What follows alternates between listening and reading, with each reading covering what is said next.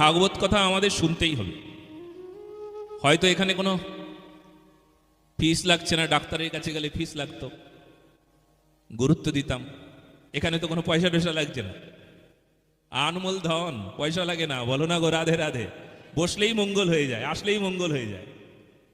আমাদের ধর্ম আনমোল, মূল্য মূল্য দিয়ে কিনতে পারবে না, অনেক মূল্য। আনমোলের অর্থে অমূল্য রতন।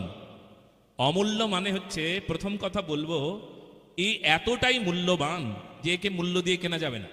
কারোর হিম্মত নাই যে পয়সা দিয়ে ভাগবত কথা শ্রবণ করতে পারবে, এ টাকা দিয়ে ক্রয় করতে পারবে এত মূল্যবান সম্পদ।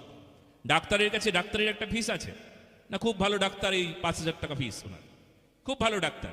বেলুর থেকে এসেছেন, সপ্তাহে একদিন বসেন, মাত্র 5,000 মাত্র ওনার কাছে। তো 5,000 টাকা দিয়ে না হয় ওই বড় ডাক্তারের কাছে গিয়ে আমি ঔষধ নিতে পারি, কিন্তু ভাগবত কথা, আপনি আমার দিকে ধ্যান দিন, ভাগবত কথা শ্রবণ করতে গেলে এ মূল্য দিতে পারবেন না, এর মূল্য আপনার কাছে নাই, অসম্ভব। এই জন্য অমূল্য রতন, অমূল্য ধন, আনমল।